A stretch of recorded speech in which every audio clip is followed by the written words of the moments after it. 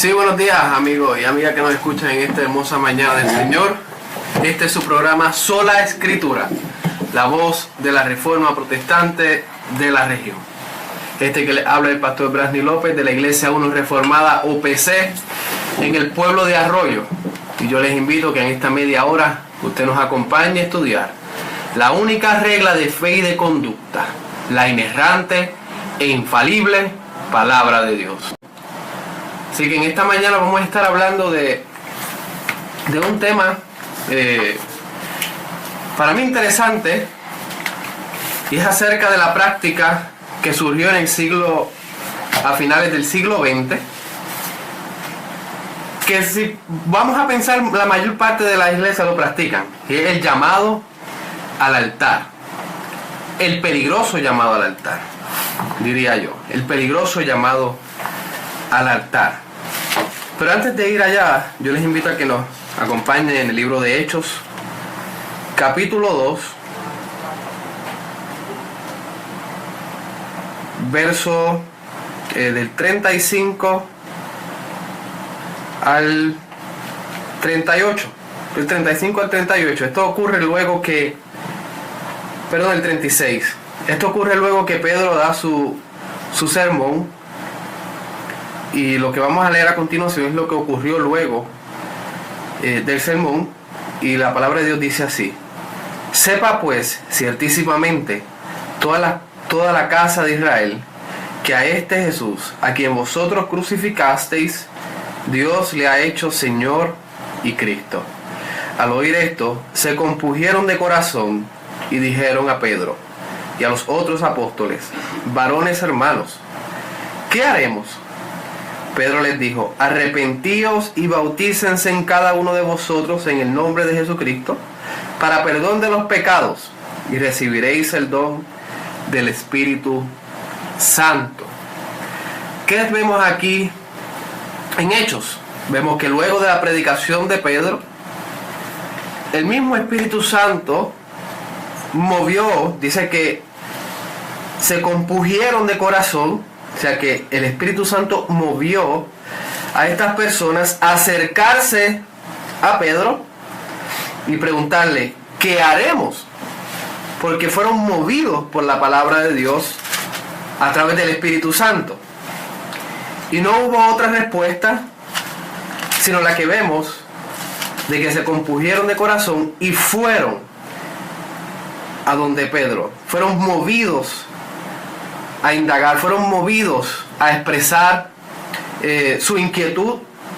Y obviamente, si había una inquietud, estaban respondiendo al llamado de la palabra de Pedro, del arrepentimiento. Y ellos fueron y expresaron su inquietud.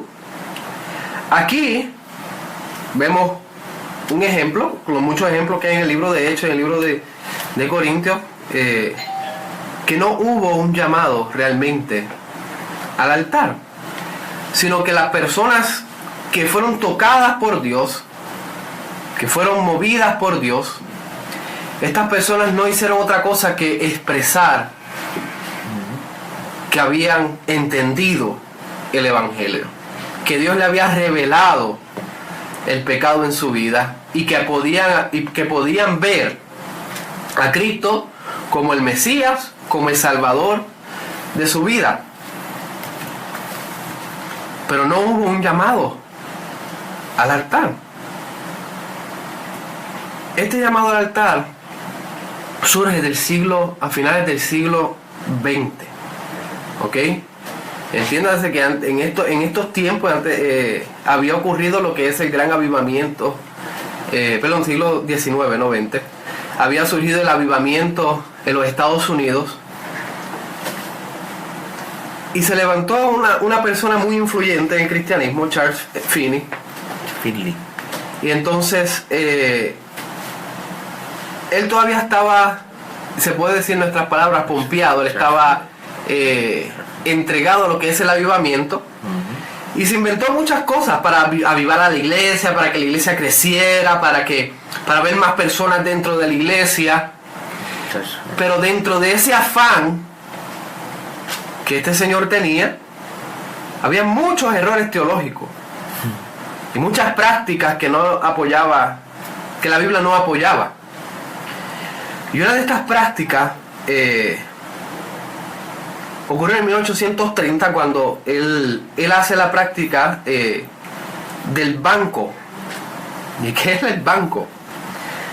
Finney, Charles, cuando predicaba, dejaba un banco al frente de la iglesia vacío. Y entonces todo aquel que se sentía ansioso o inquietado por la palabra o ansioso por alguna razón, él invitaba a esa persona a que se sentara en ese banco del frente para entonces predicarle directamente a esa persona y luego de la predicación para poder orar directamente con la persona. Y de ahí surgió lo que conocemos como el llamado al altar. Y muchos se preguntarán, ¿pero qué es el llamado? ¿Qué es el llamado al altar? ¿Usted ha visto el llamado al altar? El llamado al altar es cuando el pastor termina de predicar, hace un llamado para que las personas pasen al frente, para que pasen adelante de la iglesia, para expresar que han creído en Cristo Jesús, para pedir alguna petición de oración. Y para muchas otras cosas que me imagino que se han surgido de esa práctica. Ahora, ¿qué es lo que está en error en esta práctica? Hay un sinnúmero de peligros en el llamado al altar. Un sinnúmero de peligros en el llamado al altar. Si lo podemos exhaustivamente hacer una lista y las implicaciones que trae esa práctica, estamos aquí más de una hora. Pero así a la ligera, en el poco tiempo que tenemos, primero tenemos que pensar a quién se le debe rendir el servicio el día domingo. Y ya hemos hablado el domingo anterior acerca de la adoración, pero parte de eso, ¿a quién le rendimos adoración en el día domingo, en el día del Señor? Se le rinde adoración solamente a Dios. El servicio dominical, el servicio público de la iglesia, es solamente dirigido al único Dios verdadero. Toda adoración, toda alabanza, todo cántico, toda lectura debe ser bíblica y debe ser dirigido a exaltar el nombre de Cristo Jesús. Rendirle nuestros sacrificios a Dios. O sea que no es para el hombre. El servicio al único Dios verdadero no es para exaltar al hombre, no es para exaltar a la mujer, no es para festejar cumpleaños, no es para entregar premios o regalos el día del pastor, día del conserje, día de la secretaria. Eso no es el día del servicio. Eso no es el día domingo. Para eso no está el servicio. El servicio es dirigido exclusivamente, estrictamente para Dios, no para rendirle homenaje al hombre. Y entonces usted se preguntará, ¿y qué tiene que ver eso con el llamado al altar? Que el llamado al altar, en cierta manera, desvía a quien estamos adorando. Desvía la mente del predicador a quién le está predicando, para quién le está predicando y a quién representa en el altar. Y desvía también a aquellos que responden a ese llamado al altar. ¿De qué manera? Le voy a decir el peligro de parte del predicador. No se puede negar que el predicador muchas veces tiene en su mente: yo quiero hacer un sermón que sea exitoso, y mi éxito se va a medir de acuerdo a quién pasa adelante, de acuerdo a quién responde al llamado al altar. ¿Y qué ocurre? El pastor, con esa presión que tiene en la mente, o el predicador, comienza a usar metodología, comienza a apelar a los sentimientos, comienza a apelar a las emociones, se desvía de la exposición bíblica, si es que tiene alguna, ¿verdad? A veces empieza desde el principio sin exposición bíblica, sino solamente teología del hombre. Y se desvía, ¿para qué? Para mover a la gente con el propósito de que pasen adelante. Y entonces la predicación, el éxito de la predicación es por medio del llamado al altar. Y entonces cae lo que es el egocentrismo y la adoración al hombre, porque el pastor quiere que le digan, wow, que es el sermón más bueno. Sí, porque movió las emociones del pueblo. De hecho, bueno, el llamado al altar es una distorsión de lo que realmente es la regeneración, ¿no? Las iglesias, o por lo menos los líderes religiosos hoy día, y lo que la iglesia hoy día ha creído es que el hombre puede regenerarse por sí mismo, lo cual sabemos muy bien que eso es una obra soberana del Espíritu Santo en el hombre. Muy bien. Cristo le dijo a Nicodemo, tienes que nacer de nuevo. Nicodemo entendió muy bien porque le dice a Jesucristo, ¿acaso puedo yo ya, siendo anciano, volverme a entrar al vientre de mi madre y nacer? Y vuelve Cristo y le dice, de cierto digo, tienes que, para ver, ¿verdad? O para ver la gloria de Dios, o entrar al reino de los cielos, tienes que nacer de nuevo. A ese es, Cristo le está hablando de la regeneración. Más adelante Cristo le dice que eso es obra del Espíritu Santo de Dios. Eso significa que el llamado al altar no tiene ni la capacidad ni el poder para transformar al hombre de tal forma que lo traiga a Cristo. Ese llamado al altar, como tú muy bien mencionaste, es una obra creada por Charles Finney. Y no tan solo eso, también él creó lo que se llama la oración del pecador, que tú repites una oración, sí que, ¿verdad? Realmente nace de toda esa mala teología, que tú repites una oración y entonces cuando tú terminas de repetir esa oración te dicen ya tú eres salvo. Eso no es bíblico. Y de hecho los textos que utiliza para apoyar todo ese tipo de prácticas son textos completamente torcidos, transgiversados, distorsionados, ¿verdad? Con el fin de hacer creer al que está presente que es creyente, que es hijo de Dios, que porque tomó una decisión es salvo. Entonces ese llamado al altar, como muy bien James Adam se le llama la regeneración decisional, donde se le hace creer a la persona que porque tomó una decisión es creyente, porque pasó al frente. No es bíblico. La regeneración es una obra del Espíritu Santo, lo cual nosotros predicamos el Evangelio, y lo que debe hacer el predicador es esperar que los frutos lo de Dios. Esperar que, así como cuando Pedro predicó, que respondió el pueblo y dijeron, pero espérate, entonces ¿qué tenemos que hacer? ¿Cuál es nuestro deber entonces? Y entonces él, sin quitar de en medio el arrepentimiento de los hombres de sus pecados, le dice, tienes que arrepentirte de tus pecados. Eso también dentro del llamado al altar, si es que quieren hacer algo bíblico, está completamente ausente. Porque Cristo y Juan el Bautista, comenzando por el Juan el Bautista, decía, arrepentíos porque el reino de los cielos se ha acercado. Y Jesucristo continuó diciendo lo que decía Juan el Bautista, arrepentíos porque el reino de los cielos se ha acercado. El llamado al altar ni promueve el arrepentimiento, y sobre todo le hace creer al hombre que él puede tomar la decisión de ser regenerado. Ningún hombre en la tierra tiene la capacidad de abrirse el pecho, quitar el corazón que tiene de piedra y ponerse uno de carne. No puede. Dice la Escritura que esa obra es ¿de quién? De Dios. Pues esa es la regeneración. Un llamado al altar no hace eso. No hace. Entonces, volviendo, ¿verdad?, a lo del predicador, entonces esto en cierta manera frustra al que predica, porque predica con ese propósito. Lo frustra, eso es así. Entonces quiere una respuesta.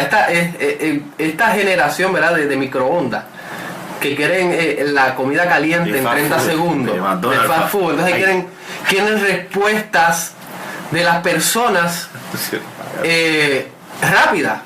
Y entonces el predicador se enfoca en tener respuestas rápidas. Y cuando no pasa alguien adelante, se frustra. No se frustra solamente el predicador, sino que la iglesia comienza a decir, esa predicación no estuvo buena. Nadie respondió, esto está apagado aquí, hay que hacer algo. ¿Por qué? ¿Por qué?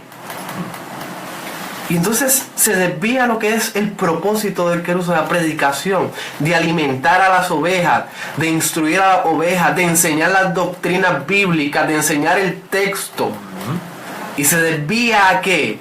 A una predicación superficial, una predicación que no enseña, porque tiene el fin solamente ¿de qué?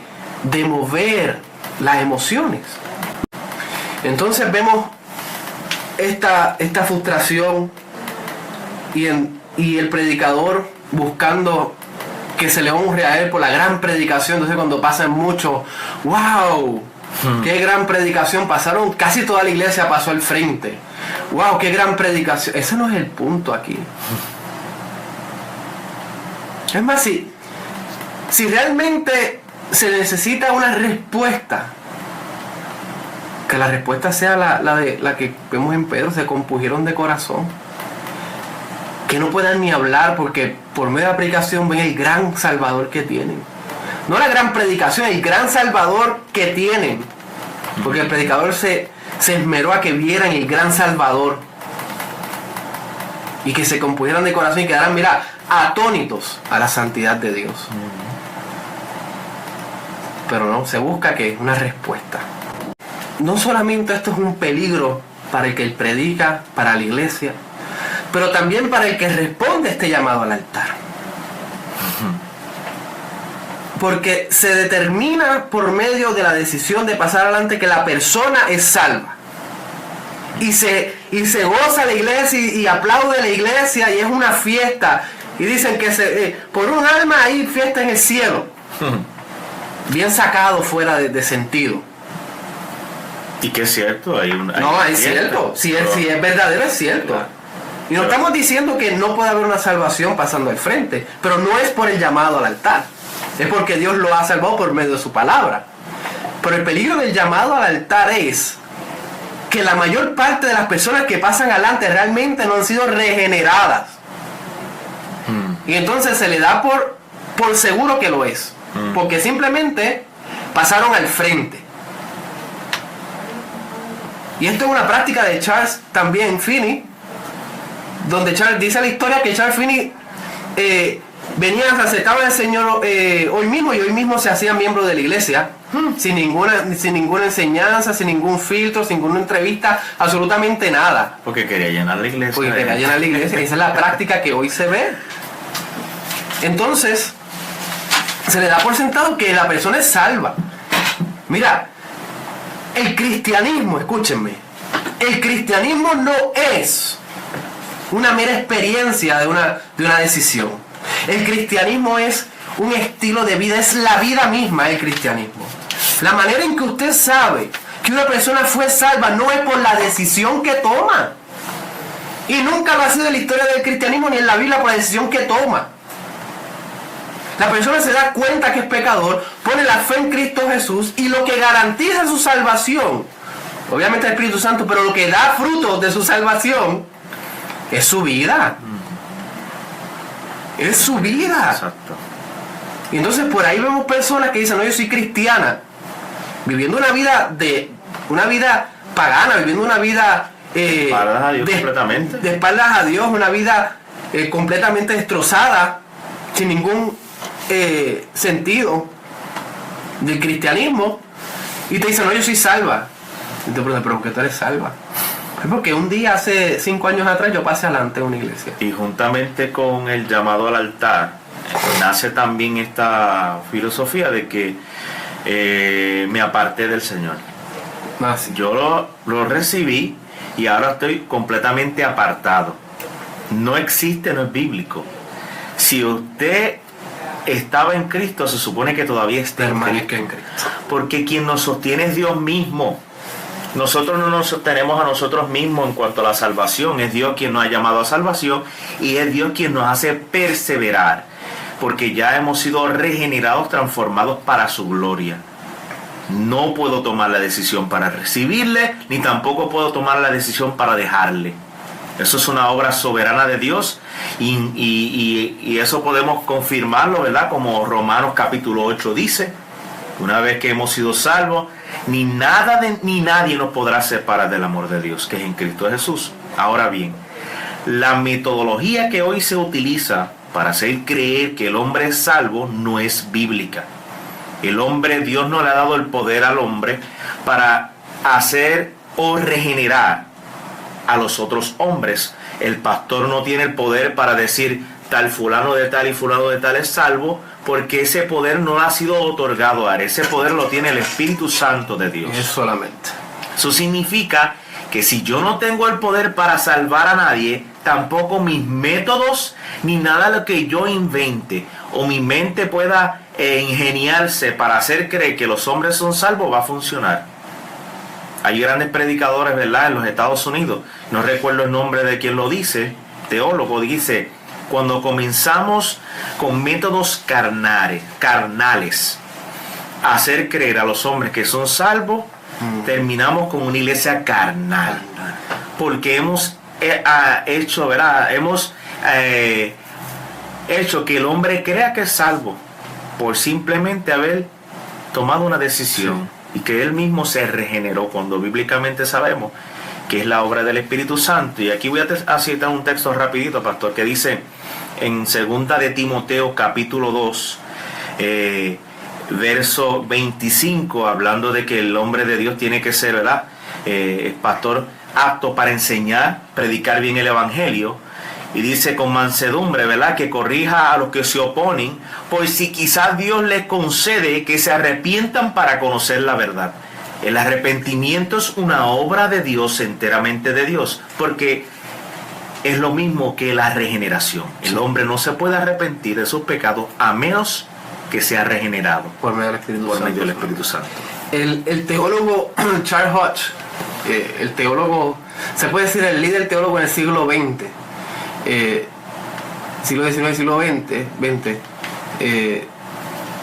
era profesor en Princeton, y él describe la práctica de Charles Finney como otro evangelio. Dice: eso es otro evangelio. Inclusive él va más allá y dice: esa práctica es fatal para el alma del hombre. Es fatal para el alma del hombre, porque engaña al hombre. Como dije antes, el cristianismo no es una experiencia decisional. El cristianismo es la vida misma. Es Cristo en nosotros. Es el cambio que hace el Espíritu Santo en nuestras vidas. No podemos minimizar una decisión. Es la vida. Es la vida dentro de nosotros. Es Cristo Jesús dentro de nosotros, transformando nuestras vidas, ayudándonos a caminar en santidad, llevando al arrepentimiento diario de nuestros pecados. Entonces aquí entra la otra práctica errónea, donde dice: deja a Cristo entrar a tu corazón. Viene con la misma cola de Charles Finney. Deja a Cristo entrar a tu corazón. Recibe a Cristo a tu corazón.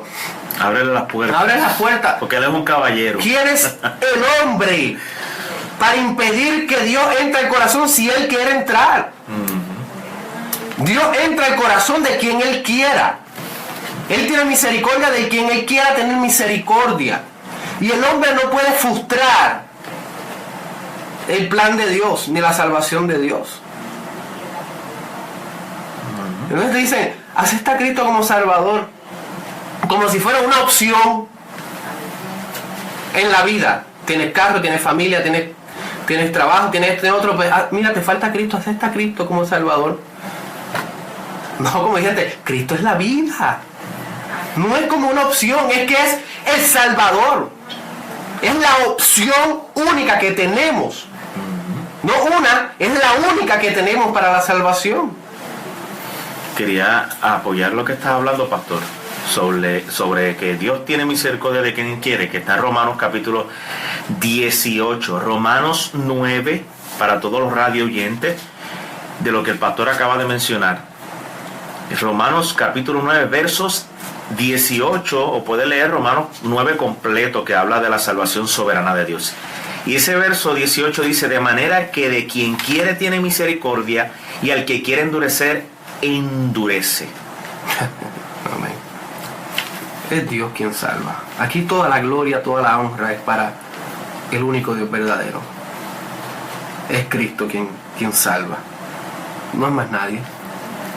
Nosotros sentimos que somos nosotros los que decidimos, pero es Dios cambiando nuestra voluntad. Nuestra voluntad de pecador es no acercarnos a Dios, es no buscar de Dios, es hacer lo malo. Una vez el Espíritu nos regenera, Él cambia nuestra voluntad a querer buscarlo a Él, a ver nuestro pecado, a ver a Cristo como el Mesías, como el único Salvador de nuestras vidas. Pero es Dios quien cambia nuestra voluntad. Eso es así. Y Él no nos preguntó si lo dejamos entrar a nuestro corazón o no. Él salva a quien Él quiere salvar, por su misericordia, por su gracia. Sí, porque como dice... Y eso es precioso. Sí, obviamente Dios no le pide permiso al hombre. ¿Por qué? Porque el hombre en sí mismo no quiere.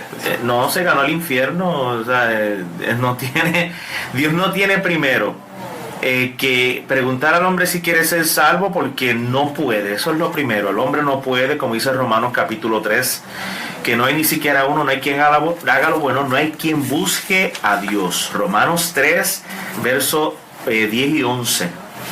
Y por ende, Dios no es un caballero, Dios es soberano. Soberano, así es. Así que Dios les bendiga y que tenga un buen día del Señor.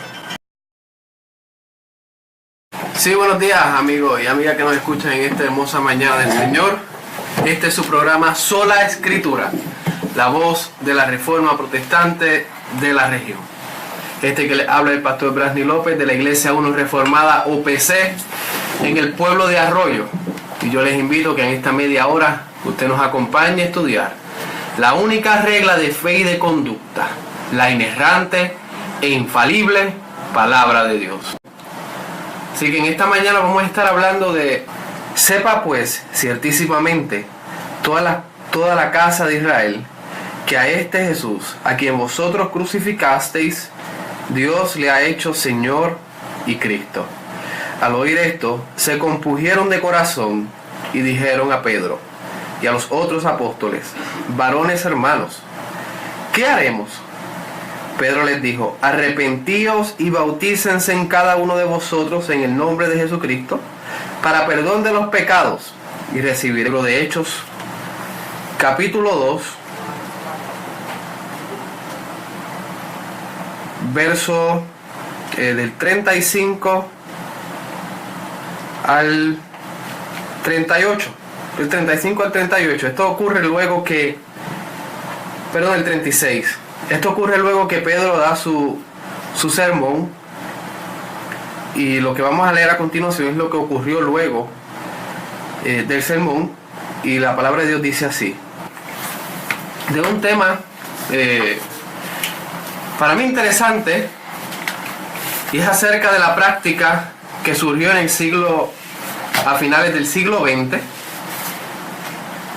que si vamos a pensar, la mayor parte de las iglesias lo practican, y es el llamado al altar, el peligroso llamado al altar, diría yo, el peligroso llamado al altar. Pero antes de ir allá, yo les invito a que nos acompañen en el libro el don del Espíritu Santo. ¿Qué vemos aquí en Hechos? Vemos que luego de la predicación de Pedro, el mismo Espíritu Santo dice que se compungieron de corazón, o sea que el Espíritu Santo movió a estas personas a acercarse a Pedro y preguntarle: ¿qué haremos?